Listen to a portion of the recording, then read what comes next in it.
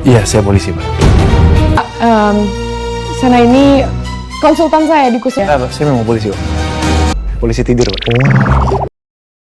Coba deh Anda bayangkan sejenak ya. Bayangkan Anda tuh lagi menyembunyikan rahasia terbesar dalam hidup Anda. Entah itu sekedar kebohongan putih, atau ya sesuatu yang jauh lebih monumental lah. Rahasia yang bikin deg-degan ya? Benar. Terus Anda lagi bersantai nih, menikmati sore, merasa super aman. Dan tiba-tiba seseorang di sebelah Anda melontarkan pertanyaan yang arahnya tuh tepat membidik rahasia tersebut. Nggak ada basa-basi, langsung nembak ke inti. Wah, itu sih rasanya kayak jantung copot seketika pasti. Kan? Apa yang secara refleks Anda lakukan coba?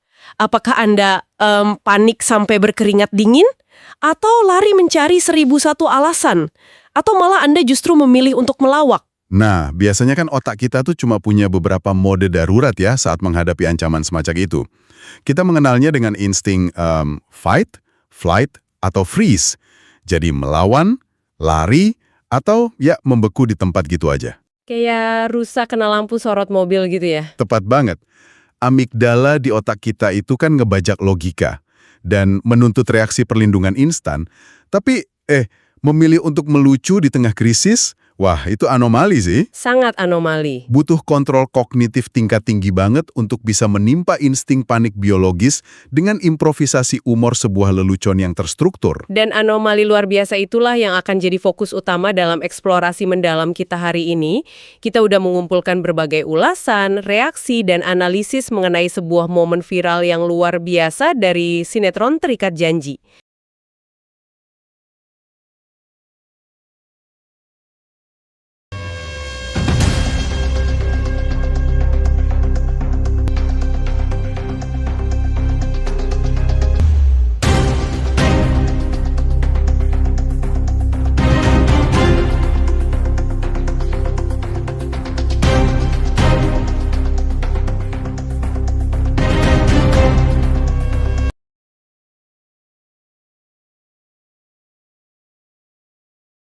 Misi pembahasan hari ini adalah membedah secara rinci satu adegan spesifik yang sukses bikin penonton di seluruh Indonesia menahan napas, tapi sepersekian detik kemudian tertawa terbahak-bahak. Iya, transisi emosinya cepat banget di situ. Benar.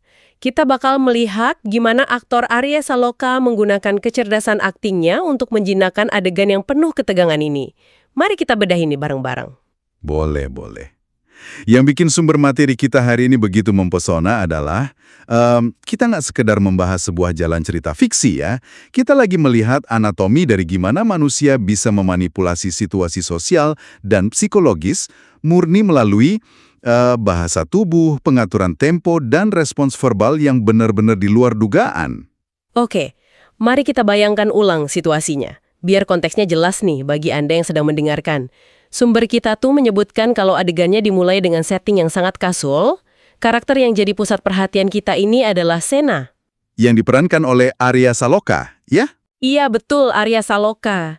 Nah, Sena ini sebenarnya adalah seorang polisi, tapi dia lagi menjalankan misi penyamaran tingkat tinggi.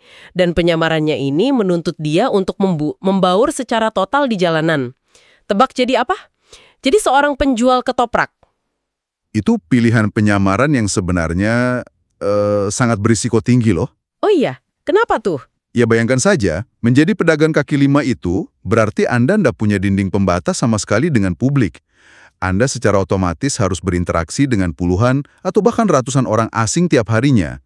Harus jawab pertanyaan mereka, dan yang paling susah, menjaga karakter tersebut secara konsisten selama berjam-jam. Masuk akal sih. Nah, pada momen krusial ini, Sena lagi ngobrol santai banget nih sama karakter Davina yang diperankan oleh Asya Asunsao.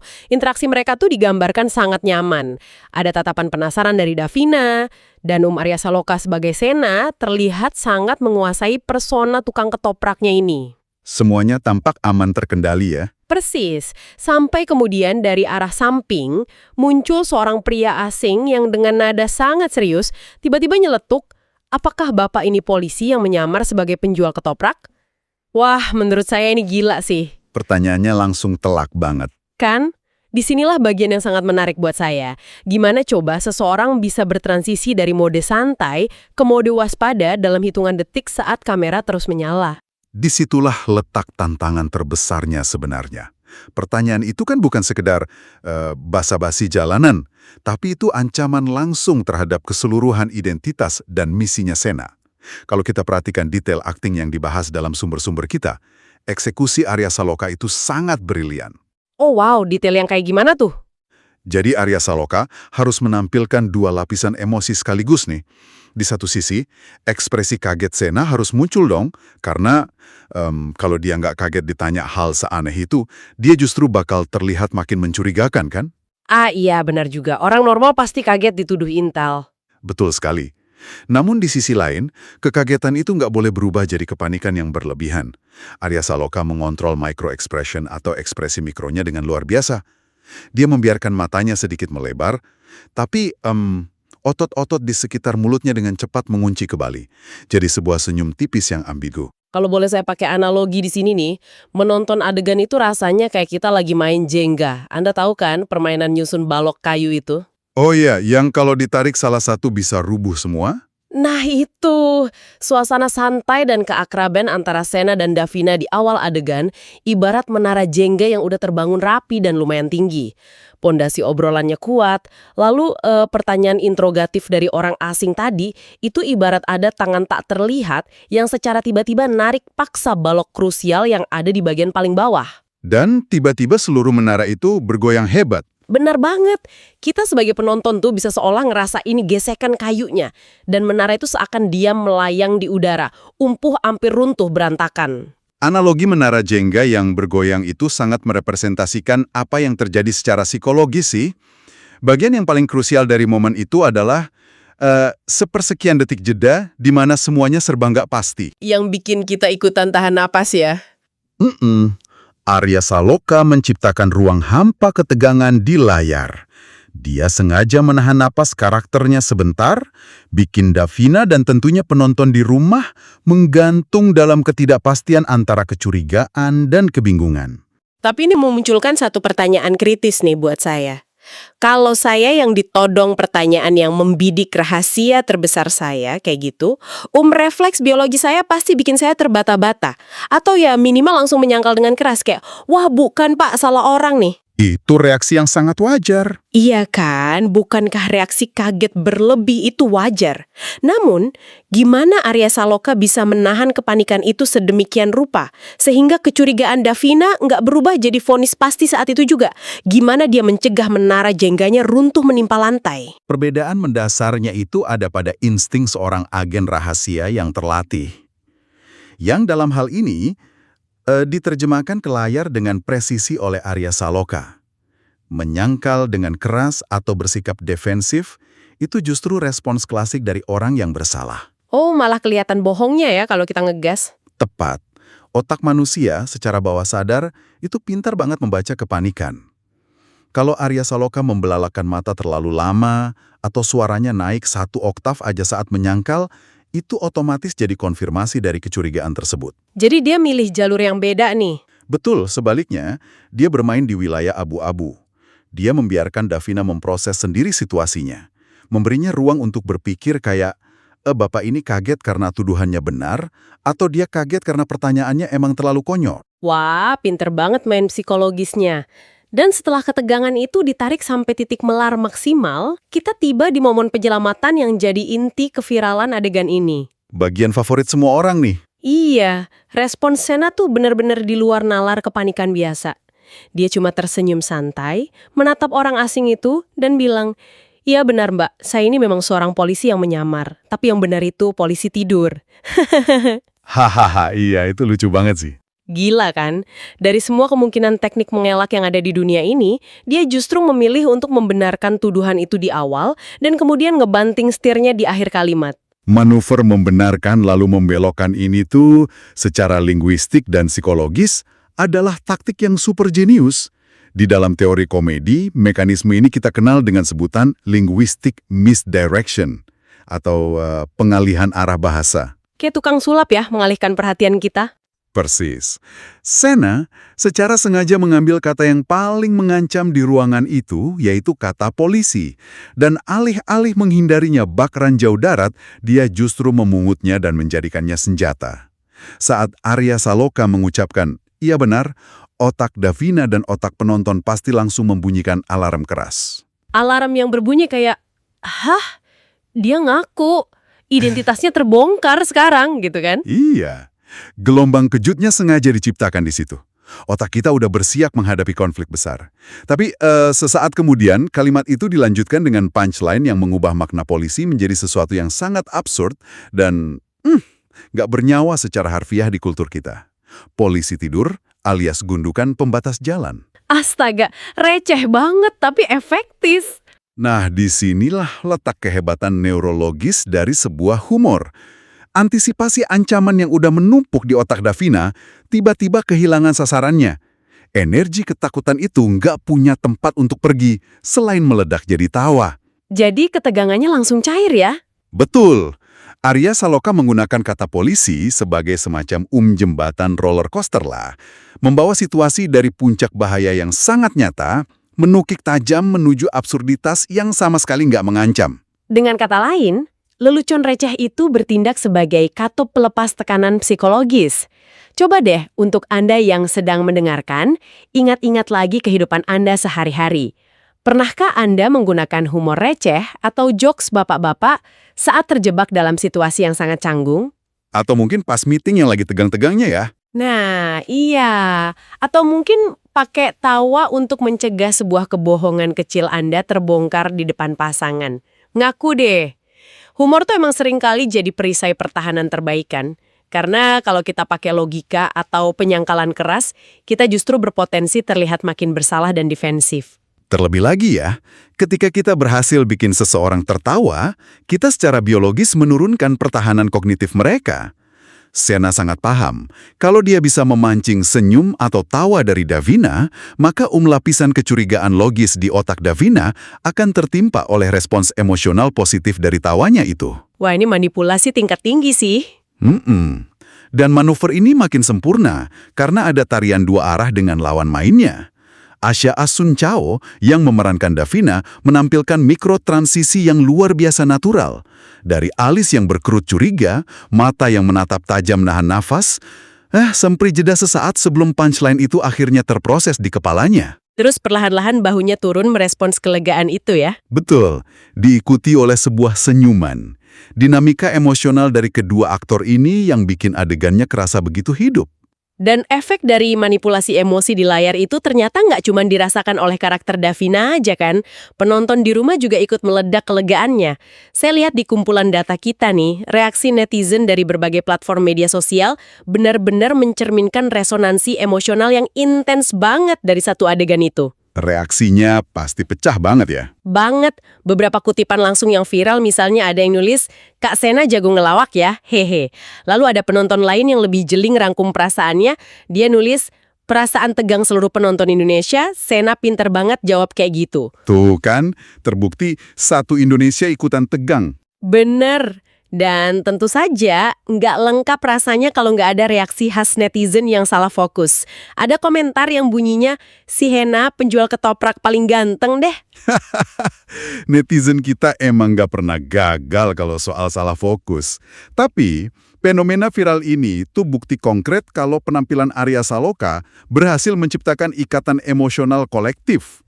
Maksudnya ikatan emosional kolektif itu gimana? Gini, ketika sebuah adegan fiksi mampu bikin jutaan penonton di dunia nyata ikut menahan napas karena takut karakter favorit mereka tertangkap, lalu sedetik kemudian tertawa, dan bahkan sempat-sempatnya mengagumi daya tarik visual sang aktor, itu menandakan Terikat Janji udah berhasil mencapai tingkat penetrasi kultural yang tinggi. Mereka terbawa suasana banget ya? Sangat! Mereka nggak lagi ngelihat sebuah akting, mereka tuh seolah melihat kejadian nyata yang mendebarkan tepat di depan mereka. Menarik. Terus menurut pandangan analitis Anda, gimana Terikat Janji bisa mengorkestrasi emosi penonton seefektif ini? Karena mari kita akui aja ya, stigma sinetron di masyarakat kan seringkali lekat sama drama yang berlarut-larut. intrik rebutan harta, atau amarah yang diekspresikan dengan teriakan-teriakan lebay gitu. Nah, keunggulan terikat janji itu justru terletak pada keberaniannya meleburkan berbagai batas genre dengan sangat mulus. Oh, perpaduan genre ya.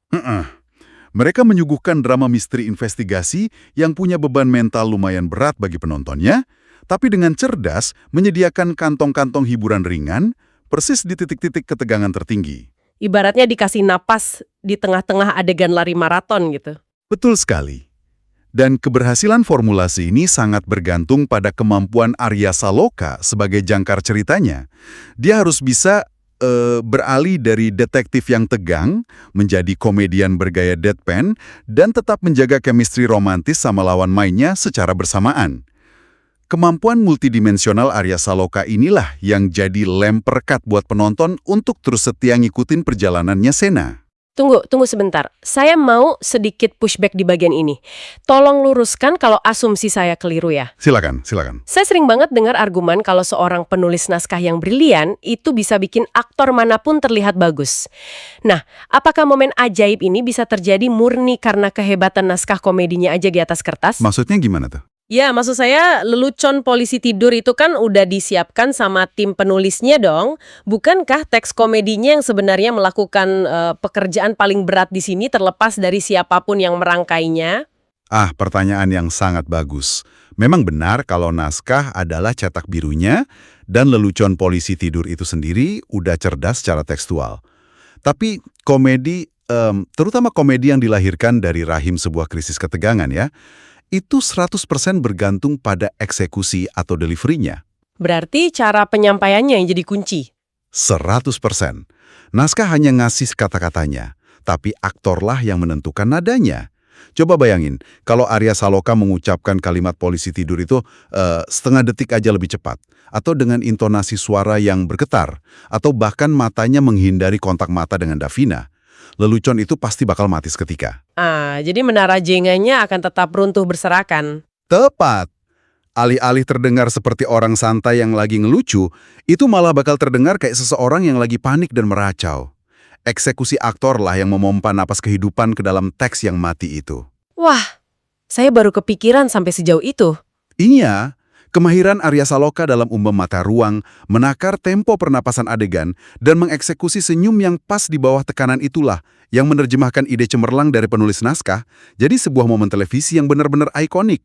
Dia tuh bertindak layaknya seorang metronom kasat mata yang mengatur ritme detak jantung audiensnya. Luar biasa sekali detailnya. Sangat-sangat menarik menyadari gimana sebuah adegan yang durasinya bahkan kurang dari 1 menit yang berlatarkan gerobak ketoprak sederhana di pinggir jalan ternyata menyimpan begitu banyak lapisan. Ada mekanika psikologi, linguistik, dan teknik seni peran kelas atas di sana. Setuju. Kita hari ini udah ngulitin anatomi adegan Arya Saloka ini dari berbagai sudut. Benar, tapi mengingat semua variabel yang udah kita urai sepanjang pembahasan hari ini, saya pengen merangkum eksplorasi mendalam kita ini dengan sebuah kalimat hikmah. Boleh ya? Silahkan, saya tunggu nih hikmahnya. Jadi, analisis terhadap kecerdikan karakter Sena yang dihidupkan oleh Arya Saloka ini membuktikan satu kebenaran penting, bahwa terkadang krisis yang tiba-tiba mengancam untuk menelanjangi kelemahan dan menghancurkan posisi kita, justru menyimpan potensi untuk jadi momen yang bikin orang lain merasa lebih nyaman, lebih percaya, dan lebih dekat dengan kita. Wah, dalam banget itu. Tapi ada syaratnya. Syarat utamanya cuma satu. Kita harus tahu cara membingkai ancaman tersebut dengan ketenangan, sebuah senyuman, dan tentu saja sedikit humor yang tepat sasaran. Kesimpulan yang sangat merefleksikan esensi dari analisis kita hari ini. Disitulah kita bisa ngelihat kekuatan sejati dari penampilan Arya Saloka dalam Terikat Janji. Dia nggak sekedar unjuk kebolehan memadukan sensasi mendebarkan dan gelak tawa ya. Tapi dia seakan ngasih semacam demonstrasi praktis gitu ke kita. Demonstrasi bahwa kerentanan yang dibalut dengan humor intelektual itu adalah tameng yang tak tertembus. Sekaligus ya instrumen diplomasi yang luar biasa tangguh untuk memenangkan hati orang-orang di sekeliling kita. Bener banget. Nah, untuk Anda yang udah nyimak pembahasan kita sampai titik ini, saya tuh penasaran banget sama pengalaman Anda sendiri. Pas Anda nonton adegan ikonik Arya Saloka tersebut, Anda ada di kubu mana nih? ada kubu-kubuannya ya. Iya dong. Apakah Anda di kubu penonton yang ikut menahan napas dan tegang keringatan? Atau Anda termasuk kubu yang udah nebak dari awal kalau Sena bakal berkelit dan udah siap-siap buat ketawa? Coba, pada di kubu mana nih? Makanya yuk tulis pendapat Anda di kolom komentar. Sekalian nih jangan lupa untuk like, komen, share, dan subscribe di channel Motivasi David. Di channel ini kita bakal terus membedah cerita-cerita menarik di balik layar, momen-momen viral dan kisah emosional lainnya seputar perjalanan karir Arya Saloka, serta dinamika dunia sinetron Indonesia yang sering luput dari pandangan mata biasa. Tunggu sebentar. Sebelum kita benar-benar tutup buku pada topik hari ini, saya mau ninggalin satu pemikiran provokatif nih untuk Anda renungkan sendiri setelah ini. Oh, ada bonus pemikiran nih. Apa tuh pertanyaannya? Gini, sepanjang pembahasan, kita udah membedah secara saintifik gimana Sena dan secara ekstensi Arya Saloka sang aktor menggunakan humor sebagai tameng pelindung yang sangat efektif untuk ngaburin identitas aslinya. Betul. Nah, fenomena pertahanan diri ini memunculkan sebuah pertanyaan psikologis yang mungkin bakal bikin Anda melihat lingkungan pertemanan Anda dengan cara yang sedikit berbeda. Makin penasaran saya. Mari kita dengar apa pertanyaannya. Kalau humor dan tawa itu terbukti merupakan cara terbaik, terhalus, dan paling nggak terdeteksi untuk nyembunyiin sebuah kebenaran besar, apakah mungkin orang-orang yang paling lucu, yang paling sering bikin Anda tertawa terbahak-bahak dalam hidup Anda saat ini, maksud saya... Mereka sebenarnya lagi nyembunyiin sesuatu. Persis. Apakah mereka sebenarnya sedang mengenakan penyamaran mereka sendiri di balik lelucon-lelucon tersebut? Apa yang sebenarnya sedang mereka sembunyikan di balik tawa renyah mereka tiap hari itu? Wow, gila. Itu benar-benar ngubah perspektif sih. Tiba-tiba saya ngerasa harus mengevaluasi ulang semua teman saya yang paling humoris. Anda memutar balik seluruh analisis kita dan ngarahin itu langsung ke kehidupan pribadi pendengar di detik-detik terakhir. Hahaha, sengaja biar pada mikir malam ini. Eksekusi yang brilian.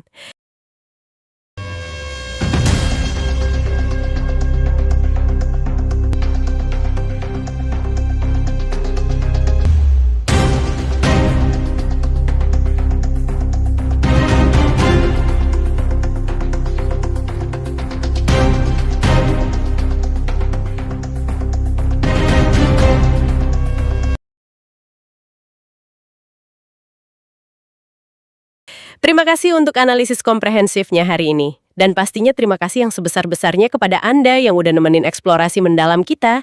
Teruslah mengamati momen-momen kecil di layar dan di dunia nyata ya. Karena seringkali di dalam jeda ketegangan itulah pelajaran terbesar kehidupan bersembunyi. Sampai jumpa di penyelaman informasi kita yang berikutnya.